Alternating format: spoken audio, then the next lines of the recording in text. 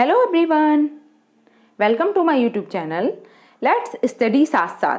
तो जैसा कि आपको पता है, इस चैनल पर हम डेली लिटरेचर और ग्रामर के मॉक टेस्ट को सॉल्व करते हैं और काफ़ी सारे मॉक टेस्ट मैं पहले भी करा चुकी हूँ जो आपकी प्रिपरेशन के लिए बहुत ही इम्पॉर्टेंट हैं।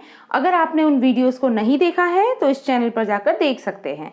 ठीक है, वो बहुत ही इम्पॉर्टेंट क्वेश्चंस हैं जो मैंने चूज़ किए हैं और काफ़ी सारी वीडियोस उन पर बनाई हैं और आगे भी मैं इसी सीरीज़ में आपके लिए वीडियो लाती रहूँगी। आप इन्हें देखिए और अपनी तैयारी को और भी मजबूत कीजिए। ठीक है, तो इसी सीरीज़ में हम आपकी आज की वीडियो ये शुरू करने जा रहे हैं। ठीक है, चलिए फिर शुरू करते हैं। फर्स्ट क्वेश्चन,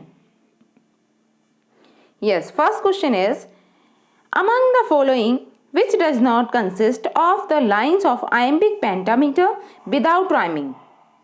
बताइए, नीचे आपको चार ऑप्शंस में फीचर्स दिए हुए हैं कुछ। अब इसमें से ये पूछा गया है कि कौन सा ऐसा है जिसमें कंसिस्ट लाइन ऑफ जिसमें iambic pentameter without rhyming use होती है। ऑप्शन है आपके पास free verses, blank verses, heroic couplet, terza rima. क्या होगा इसका राइट आंसर?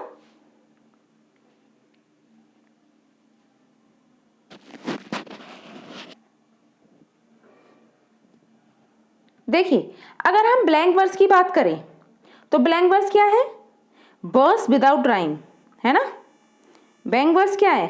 ब्लैंक वर्स है वर्स विदाउट राइम और यही हमारा राइट आंसर हो जाएगा क्योंकि इसमें यही पूछा गया है कि आयम्बिक पेंटामीटर यानी कि वर्स तो हो लेकिन राइमिंग स्कीम ना हो।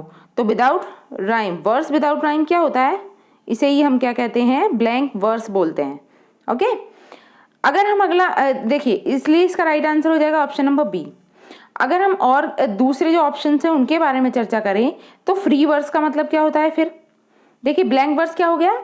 वर्स विदाउट राइम, मतलब उसमें मीटर तो होगा लेकिन राइमिंग स्कीम नहीं होगी, तो उसे हम बोलेंगे ब्लैंक वर्स। अब हम बात करते हैं फ्री वर्स की। तो फ्री वर्स क्या होता है? यस, इट, जैसा कि इसके नाम से ही पता चल रहा है, फ्री वर्स। ठीक है, क्या है? It is an open form of poetry. Okay, it doesn't have any meter, any rhyming scheme, any musical pattern, कोई भी इसमें बाउंडेशन नहीं होती है। ठीक है, ये एक फ्री वर्स है। ठीक है, मतलब एक फ्रीली लिखी गई पोइट्री की फॉर्म है। ओके, जिसमें कोई मीटर नहीं होता, कोई राइमिंग स्कीम नहीं होती, उसे हम बोलते हैं फ्री वर्स। ठीक है, अब अगर हम अगले ऑप्शन की बात करें, हीरोइक कपलेट। अब ये क्या होता है हीरोइक कपलेट? तो हीरोइक कपलेट है a pair of rhyming iambic pentameters much used by Chaucer। ठीक है, हीरोइक कपलेट का ज्यादातर यूज चौसर ने किया है and the poets of 17th and 18th century. Okay, such like Alexander Pope. Okay, अगर हम टेरेसा राइमा की बात करते हैं तो टेरेसा राइमा क्या है? It is a 3 line stanza. Okay, जैसा कि इसके नाम से ही पता चल रहा है, टेरेसा, टेरेसा मतलब 3 लाइन स्टेंजा को हम टेरेसा राइमा बोलते हैं। ओके, और using a chain rhyming in the pattern, इसकी जो राइमिंग होगी बेसिकली वो क्या होगी? A B C C D and D E D, इस टाइप की इसकी राइमिंग स्कीम होती है। तो that is called terza rima और हमारा राइट आंसर क्या है? Blank verse. ठीक है, a verse without metre. Moving to the next question. Question second is, स्टार्टिंग में ब्लैंक है। A comic character bye William Shakespeare is found in more than one place. देखिए, विलियम शेक्सपियर का एक ऐसा कॉमिक कैरेक्टर है जो शेक्सपियर के एक से ज़्यादा प्लेज में वर्क कर चुका है और सेम नेम से है बेसिकली। ठीक है, वो कौन है? ऑप्शन है आपके पास सर जॉन फाल्स्टाफ, एरियल, क्लूडियस, एंटोनियो। और ध्यान रहे वो एक कॉमिक कैरेक्टर है। यस, इसका नाम जैसा कि आप देख के ही पहचान गए होंगे, इसका करेक्ट आंसर है John Falstaff. Okay, John Falstaff is a comic character. Okay, found more than one of his plays, one of Shakespeare's plays. जैसे कि हमने प्लेस का नाम देखें तो क्या है? हेनरी फोर्थ में है, हेनरी फोर्थ के पार्ट 1 में है ना, हेनरी फोर्थ पार्ट 2 में and Merry Wives of Windsor में। बेसिकली 3 प्लेज में इस फाल्स्टाफ नामक कैरेक्टर देखने को मिलेगा हमें। Now moving to the next question. Question third is angels are bright still, thou the brightest fell. Macbeth, who is the brightest referred by Shakespeare in this quote? देखिए basically जैसा कि आप नाम से ही समझ चुके होंगे कि ये मैकबेथ से ली गई एक कोटेशन है. Angels are bright still, though the brightest fell. Okay, तो यहाँ पर ये जो ब्राइटेस्ट वर्ड दिया है इसका क्या मीनिंग है, ये पूछा गया है. Who is the brightest referred by Shakespeare. Sorry, brightest मतलब किसकी ओर इशारा करते हुए शेक्सपियर ब्राइटेस्ट कह रहे हैं. ऑप्शन है आपके पास Macduff, Macbeth, Lucifer, Malcolm. What is the correct answer? angels are bright still, brightest fell appears. किस में देखने को मिलती है ये लाइन? मिलती है मैकबेथ में. ठीक है, और ये किसके द्वारा बोली जाती है? ये बोली जाती है मैलकम के द्वारा. ठीक है, मैलकम इस लाइन को कहते हैं. और कब कहते हैं? एक्ट 4 सीन 3 में. एक्ट 4 है एंड सीन 3. ठीक है, मैलकम के द्वारा ये कही जाती है. तो मैलकम अपने आप को तो रेफर नहीं करेंगे ब्राइटेस्ट, तो एक ऑप्शन तो ये एलिमिनेट कर दिया हमने. अगर हम आगे की बात करें तो शेक्सपियर किसे रेफर कर रहे हैं ब्राइटेस्ट कहकर? ये रेफर करते हैं ल्यूसीफर को. ठीक है, option number C is the right answer, Lucifer. Lucifer is the angel banished by God from heaven for seeking power, for wishing to usurp the authority of God. In Marlowe's play, Faustus also wishes to achieve powers and knowledge exceeding the limits given to man by God. Okay? Now moving to the next question. Question number 4 is, which of Montaigne's essay inspired Shakespeare to draw the character of Prospero's servant? देखिए, जैसा कि आपको पता है William Shakespeare जो है वो Montague के प्लेस से काफ़ी ज़्यादा इफेक्टेड थे, मतलब प्रभावित थे. ठीक है, और बहुत ही इंस्पायर्ड होके इन्होंने एक कैरेक्टर इजाद किया था अपने वर्क में, प्रोस्पेरोस सर्वेंट. ठीक है, अब वो ऐसा कौन सा एस्से था मॉन्टेग का जिस एस्से से इन्होंने इसको मतलब इंस्पायर हुए थे इस कैरेक्टर को बनाने में? ऑप्शन है आपके पास Edward the Second, of the Cannibals, the Spanish Tragedy, Spanish Maid of the in.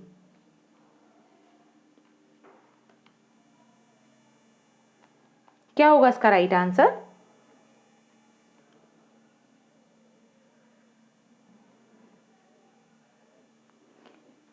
Montague का वो कौन सा एस्से था जिससे शेक्सपियर बहुत ज़्यादा इंस्पायर्ड थे और उन्होंने उसी की तर्ज पर अपना एक कैरेक्टर बनाया जिसका नाम जो था प्रोस्पेरो सर्वेंट.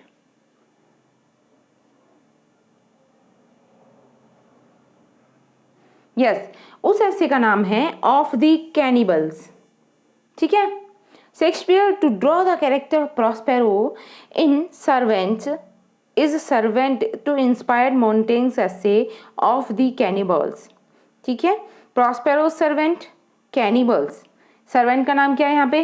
कैनिबल ही है.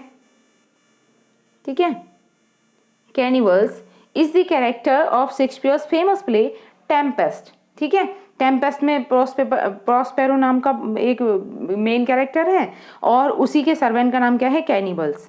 ठीक है, the main character in the William Shakespeare's play Tempest. Moving to the next question. Question 5th is, who speaks the following lines in the Shakespeare's Tempest? देखिए मोस्ट इंपॉर्टेंट क्वेश्चन है ये, आपको mark कर लेना है, चाहे ट्रेजिडी का हो या पीजीटी का हो, इस सभी में पूछे जाने वाला क्वेश्चन है. ठीक है, who speaks the following line in Shakespeare's Tempest. Tempest में ये लाइन कौन बोलता है? लाइन्स हैं, for I am all the subject that you have which first was mine own king. Option है Caliban, Sycorax, Ariel, Prospero. Who is this speaker? सोचिए, answer कीजिए.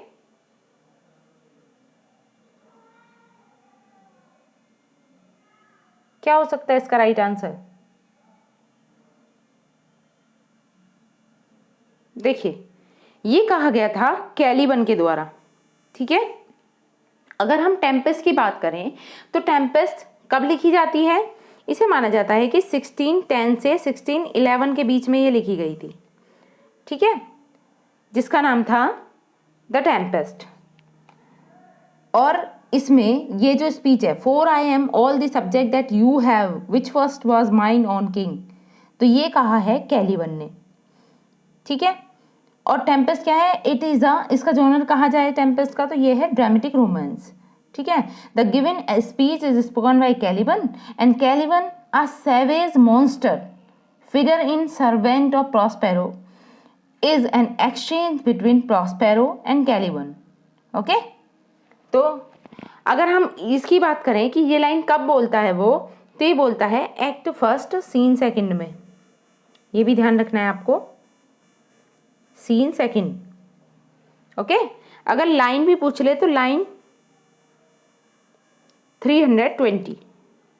Moving to the next question. Question 6 is who pioneered heroic couplet in English.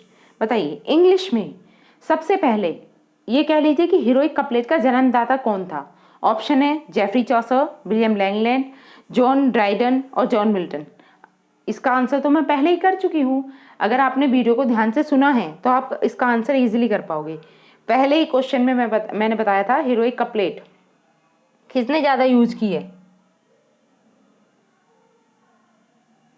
Yes, ये introduce की थी basically Jeffrey Chaucer ने, ठीक है, heroic couplet, okay.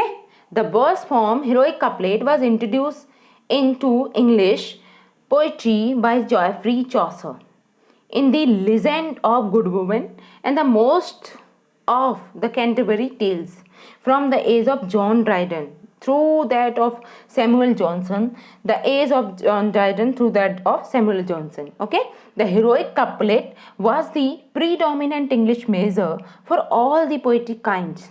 Some poets, including Alexander Pope, used it almost to the exclusion of other meters. Okay.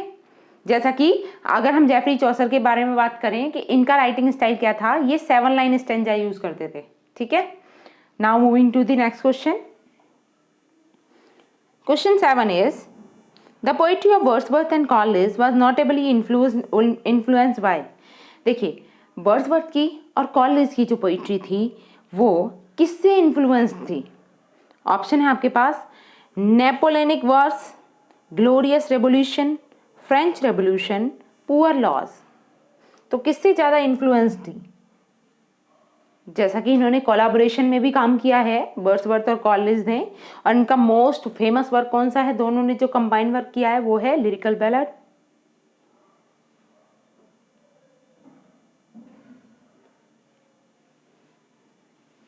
तो इसका right answer क्या होगा? इसका राइट आंसर है French revolution, okay. French Revolution exerted a profound influence on the poetries of Romantic age. It signalized the arrival of a new era of fresh thinking and introspection. Okay? तो इसी ने Coleridge और Wordsworth को बहुत प्रभावित किया था। Moving to the next question. Question 8 is Rosalind, the central female character, appear in which of the following Shakespeare's play? Easiest of the day question. Okay. Option है As You Like It, Cymbeline, Tempest, Romeo and Juliet. बताइए Rosalind Shakespeare के कौन से work में है, main character है, और ये यस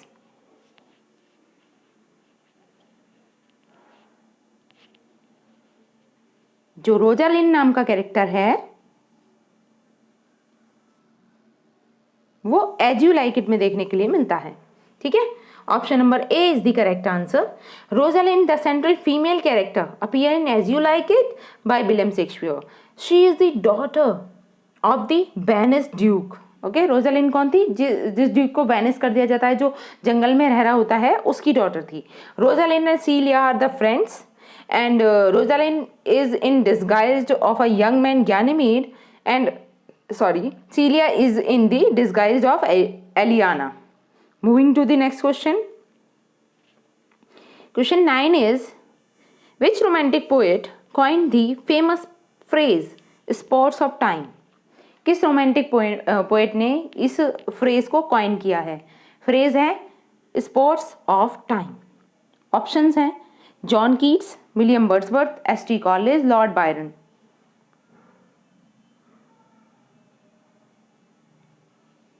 क्या होगा इसका करेक्ट आंसर? यस, इसे कॉइन किया है स्पॉट्स ऑफ टाइम को विलियम वर्ड्सवर्थ ने। ठीक है, William Wordsworth English romantic poet है, wrote about the concept of spots of time. और कहाँ रोट किया है? इन्होंने किया है द प्रिल्यूड में, द प्रिल्यूड और बुक 12th में। Okay, moving to the next question. Question 10 is Shakespeare's criticism by. Shakespeare का जो क्रिटिसिज्म किया है या शेक्सपियर के वर्क्स का जो क्रिटिसिज्म किया है वो किस किस ने किया है? ऑप्शन है Spurgeon, T S. Eliot, Stephen Greenblatt, Bradley. Next है ब्रैडली, ठीक है, T S. Eliot, Spurgeon, Stephen Greenblatt. Next है T S. Eliot, Stephen Greenblatt, Bradley और स्प्रेंजन। मतलब इनका क्रोनोलॉजिकल ऑर्डर सेट करना है। ठीक है, कि सबसे पहले क्रिटिसिज्म किसने किया, उसके बाद किसने, इस तरीके से आपको क्रोनोलॉजिकल ऑर्डर में सेट करना है।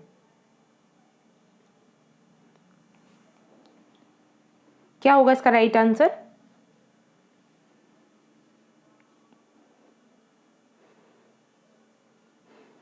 देखिए, अगर हम सबसे पहले की बात करें तो सबसे पहले ए.सी. ब्रैडली का क्रिटिसिज्म आता है शेक्सपियर के ऊपर। ए.सी. ब्रैडली ने एक बुक लिखी थी शेक्सपियरियन ट्रेजेडी, ठीक है, जो आई थी 1904 में। ब्रैडली की बुक थी शेक्सपियरियन ट्रेजेडी जो 1904 में आती है। अगर हम उसके बाद नेक्स्ट बात करें तो वैसे तो ऑप्शन के अकॉर्डिंग देखें तो ऑप्शन बी हमारा राइट आंसर हो जाएगा, क्योंकि ब्रैडली सबसे पहले सी में आ रहा है। अगर इसके बाद की बात करें तो फिर टी.एस. एलियट लिखते हैं इनके ऊपर एक और वर्क, इनके क्रिटिसिज्म के ऊपर। और टी.एस. एलियट के वर्क का नाम क्या था? इनके वर्क का नाम था हेमलेट एंड हिज प्रॉब्लम्स।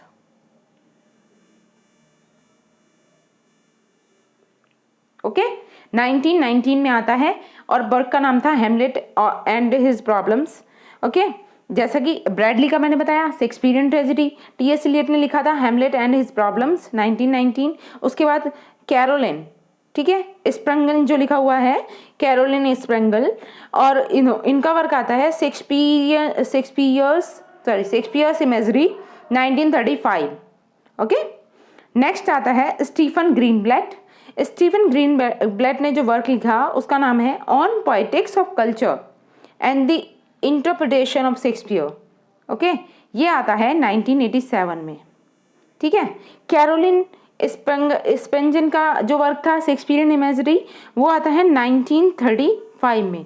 तो इसके अकॉर्डिंगली हमने क्रोनोलॉजिकल ऑर्डर सेट किया 1904, 1919, 1935, 1987। ओके, कौन कौन है? Bradley, T.S.. एलियट, स्पेंजन यानी कि कैरोलिन स्पेंजन और Stephen Greenblatt. Option number B is the correct answer. Moving to the next question. Question 11, easiest of the day question.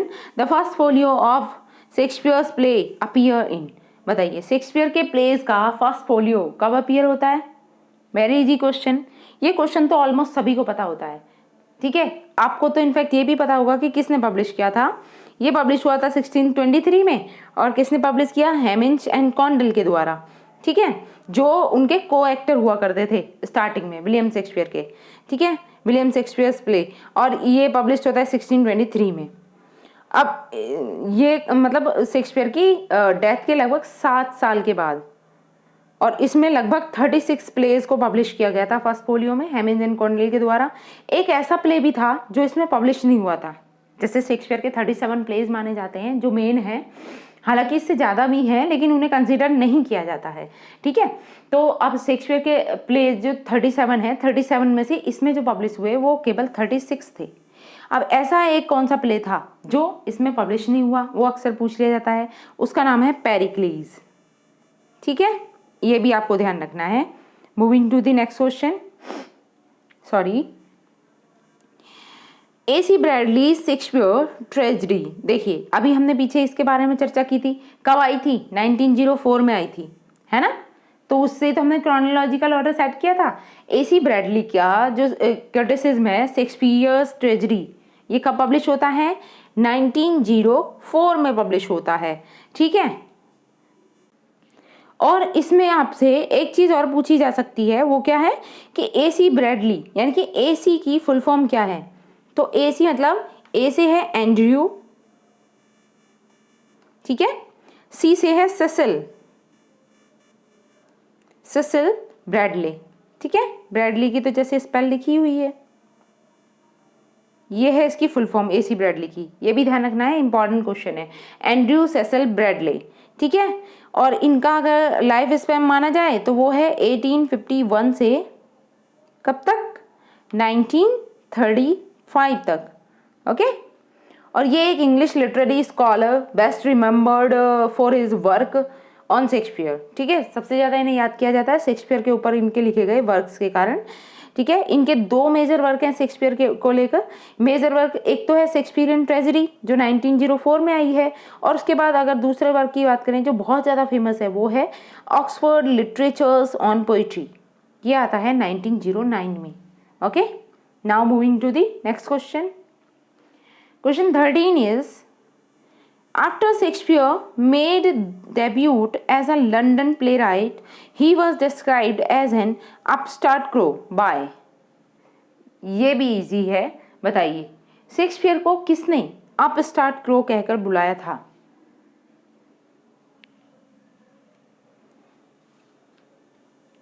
Yes, option आपके पास Robert Greene, Thomas Lodge, Christopher Marlowe, John Lyly. What is the correct answer?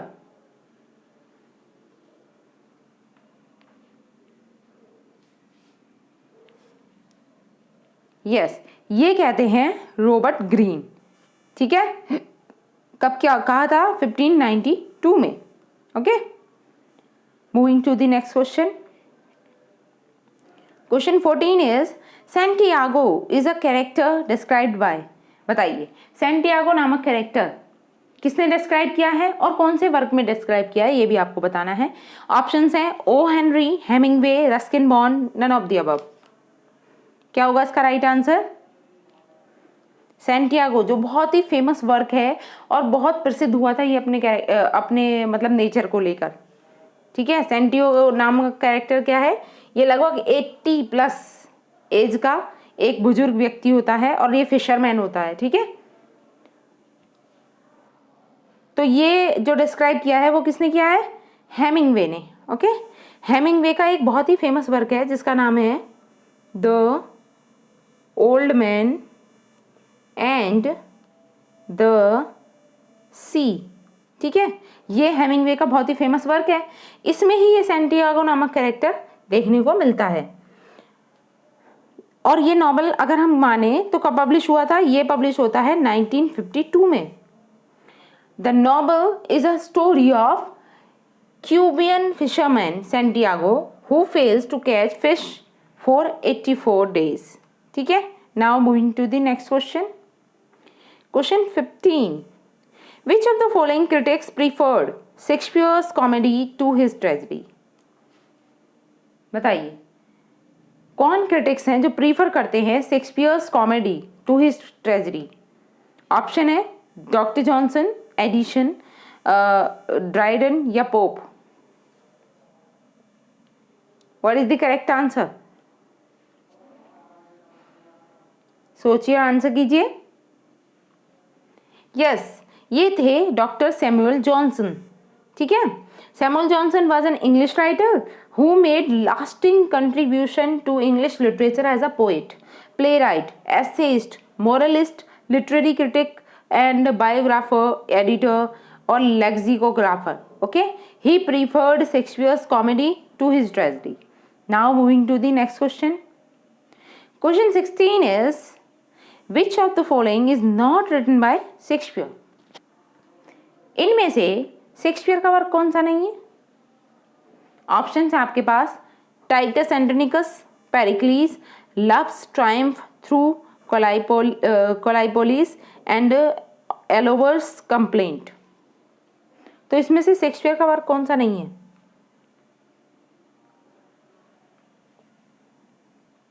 सोचिए और answer कीजिए।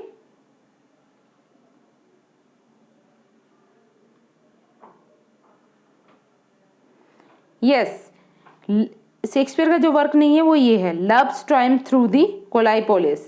ठीक है, Love's Triumph through the Callipolis was the first mosque performed at the Stuart Court during the reign of Charles, and the first in which a reign monarch appeared. This work was written by Ben Jonson. ठीक है, ये work किसका है? ये है Ben Jonson का। ठीक है, moving to the next question.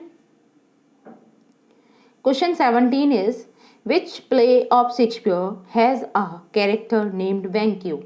Easy, ठीक है, बहुत ही इजी क्वेश्चन है। बताइए Banquo नाम का कैरेक्टर शेक्सपियर के कौन से प्ले में है? ऑप्शन है King लियर, Romeo and Juliet, Hamlet, Macbeth. What is the correct answer? इसका आंसर तो सभी कर चुके होंगे। Banquo नाम का कैरेक्टर कहाँ देखने को मिलता है? यस, मैकबेथ में। ठीक है, option number D is the right answer.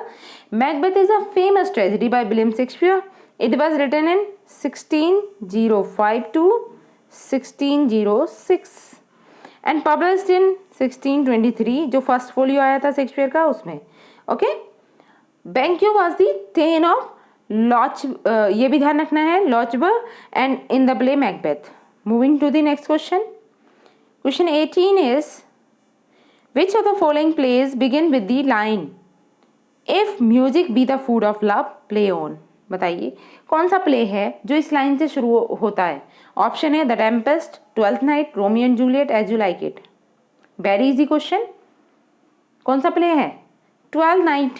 ठीक है, option number B is the correct answer, Twelfth Night. और इसका अगर सबटाइटल पूछ लिया जाए तो वो क्या है ट्वेल्थ नाइट का सबटाइटल? इसका सबटाइटल है what you will.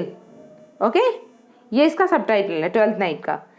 It is a comedy about the cross dressing shipwreck surviving beautiful living girl who finds herself at the center of the story, so average love triangle. The opening line of 12th Night, in which a moping Orsino, attended by his servant and musician, says, "If music be the food of love, play on." Moving to the next question. Question 19 is, "Frailty, thy name is woman," is a famous line from the play. बताइए ये famous line किस play की है? Option है King Lear, Hamlet, Macbeth, as you like it. क्या होगा इसका right answer? Frailty thy name is woman किस प्ले में देखने को मिलती है ये लाइन? यस, ये लाइन है हैमलेट की। ठीक है, Hamlet the hero of Shakespeare's masterpiece Hamlet utters this famous phrase. ठीक है, हैमलेट के द्वारा ही कही जाती है। क्या क्या है? फ्रेलिटी। ठीक है, frailty Dai name is woman. और कब बोलता है इसे हैमलेट? ये अपनी माँ के लिए कह रहा होता है और बोलता है ये एक्ट फर्स्ट सीन सेकंड में। ठीक है, in fact he is recalling the beautiful memories of his mother and disease father. Okay, moving to the next question. Question 20. Rightness is all occurs in, बताइए rightness is all कहाँ appear होता है? Option है King Lear, Hamlet, Macbeth, Julius Caesar.